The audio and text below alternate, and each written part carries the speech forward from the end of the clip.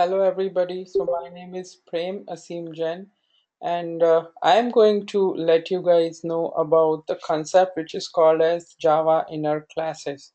So you might have gone through Java, the inner classes in JavaScript, and everywhere they have nested class, which means you can create method inside method, class inside class, and there could be several nestings. So same concept which usually people don't leverage or don't understand much. It's a little bit maybe not that normal or not that well received or understood concept, but it is a very powerful and a very good concept in Java, which is called as the nested class, the inner classes. So we are going to see, and it's if you understand it, it's super simple. So we are going to see the hands-on code for all the nested class examples. So I've just created a nested class here. So basically they are divided in four parts. One is called as the member inner class, then there is anonymous inner class and local inner class, or it is also called as method local inner class, and static nested class. So first thing first, we'll just go with a simple example, and we'll move as class moves ahead. So Java inner class or nested class is the class declared inside a class or interface, nothing much.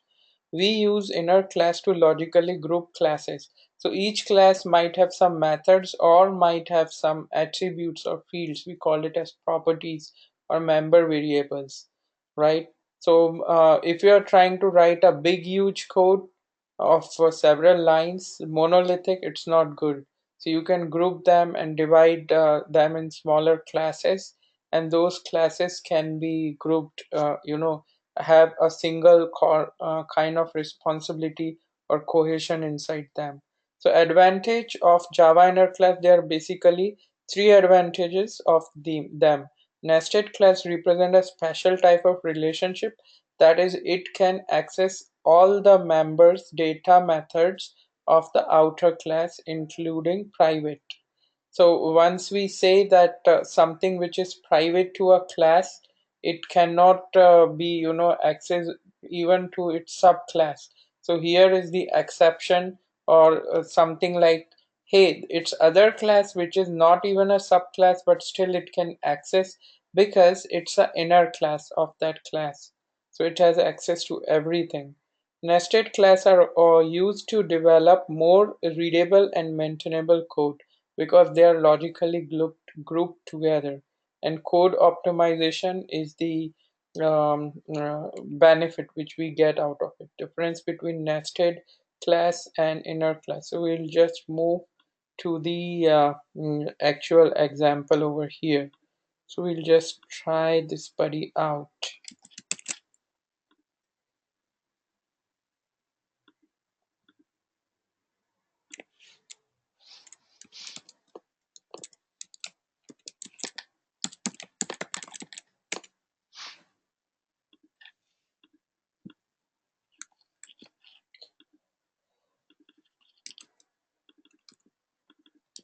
So this is our first class. What we did over here is we have a class, a public class. Inside the class we have another class called as inner class.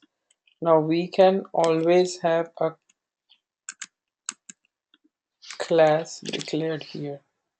Now there is a difference between both these classes, and students, they very commonly confuse it in interviews and everywhere. So this guy is a separate class and it's perfectly legal. Compiler won't complain you. Whatever is inner is inside this class. This is the inner class, but you can always have any external class like this. Now it looks neat. So what we are going to do is you have a class and you are going to make, so there are levels of classes, and what we are going to do is we are going to penetrate those levels. So I have a class, inside a class I have an inner class, inside that I have a super inner class, and Java is cool with it. It allows you. Inside that, I will make super duper inner class.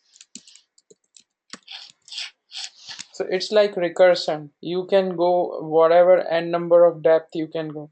It's like multi-dimensional array. One dimension array, second dimension, third dimension. You can go as deep as you want. Till the time it makes sense. And you can always overwrite your own methods inside your inner classes as well. So we are just, sake of learning, we are doing this, but just to understand the concept that yes, you can go to any hierarchy. So this is how we create. Now how we will create the object instance of the inner class. So for creating the how to get the handle of the super duper class, so first you need to have the object of the parent class. Once you have the object of the parent class, after dot you can call the new operator, and new operator will have the default constructor which will run and give the object for you.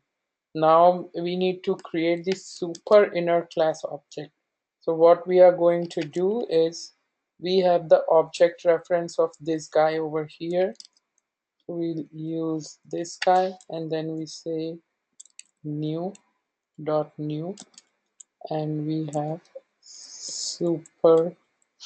So first we need to go here, super inner, and then we might have to say super inner si is super inner. Inside the super inner we might have to take the object reference of this,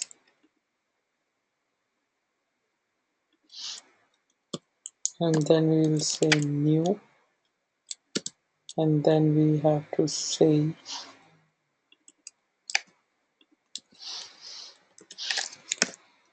and there we go, we nailed it. So now you have got the object reference of super inner. You can also do similar thing for super duper inner. So you have to say super duper inner, and then you have to say HDI is super. So this is the object reference of your parent. Inside the parent, you are going to create the object over here. And Java is cool with it. You can just run this program like this over here. And when we talk about, you can call method from any of these. You can do SDI dot. So whatever is the object, reference you're using, that particular method would get called. So this is the first case, which is the most simplest case. We call it as a member inner class. Now we are going to learn about the second case, which is called as anonymous. So anonymous means you don't name the object reference, and object reference is not created at all in such examples. That's why they are called as the anonymous inner classes. So now we are going to run the anonymous inner classes, and you can access these class or code from the GitHub link. So anonymous class.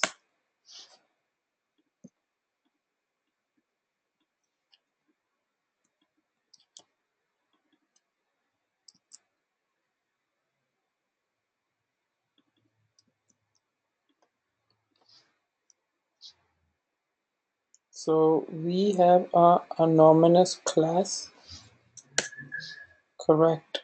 And then you have an abstract class called as person. Okay, I already have a person, so let us call as a lady. So you have a lady is an abstract class. So this is what happens is technically I'm saying you cannot create the object of the abstract class. because it gives you a abstract method. If you call if Java allows you to make the object of this and you call the eat method, it won't work because there is no implementation. Then how it's going to work? That's why Java does not allow you to create the um, object for this. Now here is a catch or a trick, or you can be smart, you can play smart with Java, and you, if somehow you can provide the implementation of the method which is required, then I think Java might be cool with you.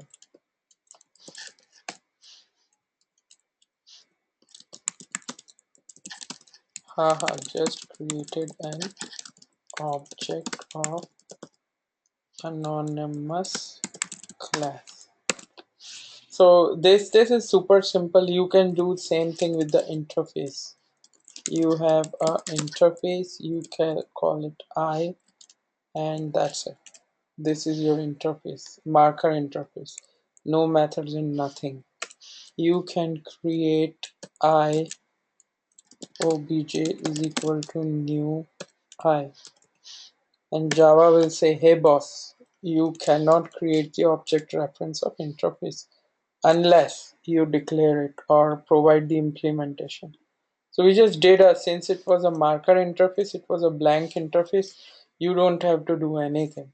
But if it might have not been a blank interface, then you might end up having any method, correct?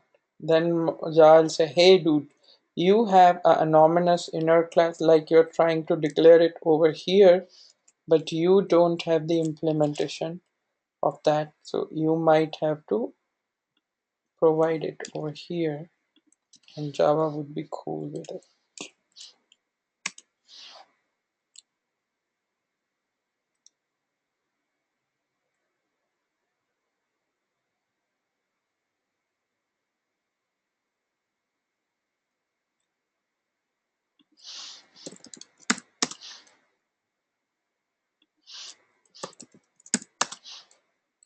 Okay, so interface has the methods which are public basically, so it was just complaining about, and we satisfied its needs as per the rules, and compiler is good. So now we learned about the second type of the inner class, which is anonymous inner class. Now we are going to learn about the third type, which is Java local inner classes. So you have a method.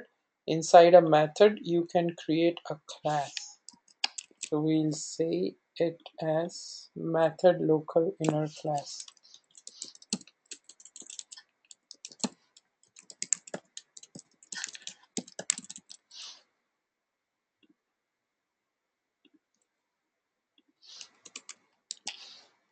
So you have this method local inner class.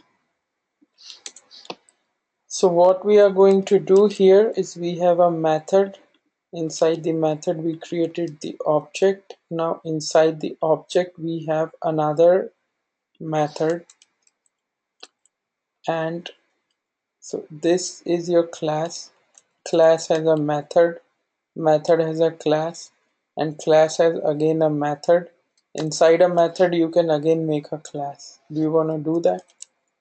Why would you do that? Just for fun. So you can say yet another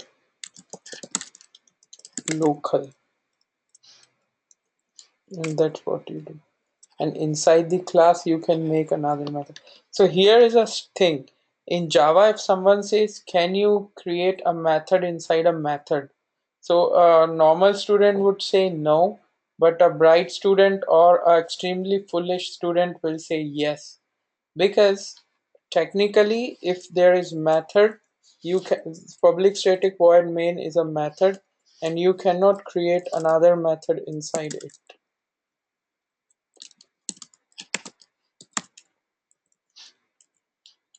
Java won't like it. It is again, it's giving you some troubles.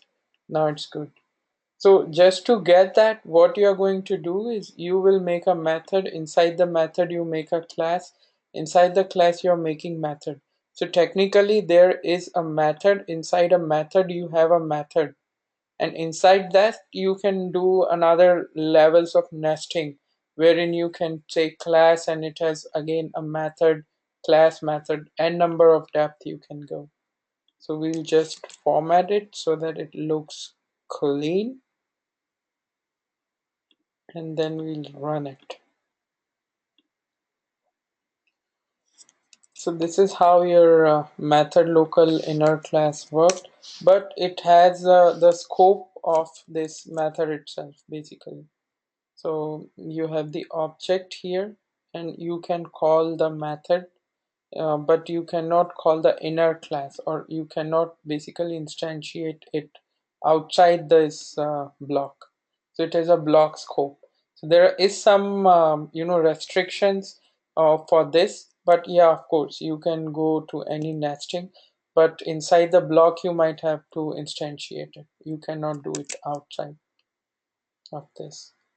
Now we are going to learn the last yet important type, which is called as static nested inner class. So what's the advantage? It's more or less the same as the inner class, but instead of creating the object, you can make it static. And you guys know that if you are a object-oriented programmer, you might need to avoid the static keyword because it breaks the system apart, and then object is of no use because you don't have to create the object to access any method. You can just do a dot operator on the class name, and that's how it works. So we are going to do nested inner class. So this would be your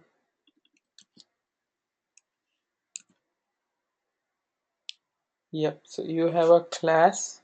Inside the class, you just call it as nested, and whenever you need to call it, you can just call it just by dot operator.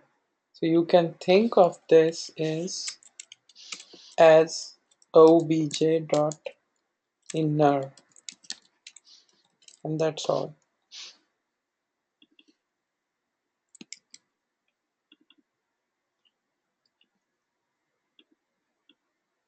So obj, so basically what you did here is you have the nested class with the static keyword. So here is your inner, and then you have the object reference of the outer class. Then you just have the inner class. So there is just one constructor which was created basically. So since it is nested, you don't need to instantiate this inner class. So you can just call it with the dot operator. So that's how the nested inner class works. So this is pretty cool to go through nested classes, and then there could be some nesting in the interfaces as well. So you can nest as many whatever layer you want, because if class is abstract and you can have nesting inside a class, same thing can happen in the interfaces. And the main usage of these classes comes previously when there was Swing. In the Swing, there, if you might have used Apache Wicket framework, it heavily relies on the anonymous class, quick implementation of the classes without need to create the object reference. Because the more classes you create, more object references you create, more memory is gets consumed in the heap. So just to avoid that, you can, whenever is required, you can just create a inner class. So your code is grouped together, you have a class, you can create objects, do whatever you want. Still you can save on memory, and there are a lot many other advantages for that. And well, Apache Wicket you relies heavily on this concept, and there are some other frameworks also which you might happen to work on. So these all these concepts will help you. And if you have any questions related to inner classes, feel free to drop me a mail on so my email ID and my credentials would be on my blog. You can just go here and then you will find my email address, LinkedIn, Twitter, SlideShare, YouTube, or whatever. So you can get in touch with whatever questions you have on this. I hope you enjoyed this lecture. Thanks for listening.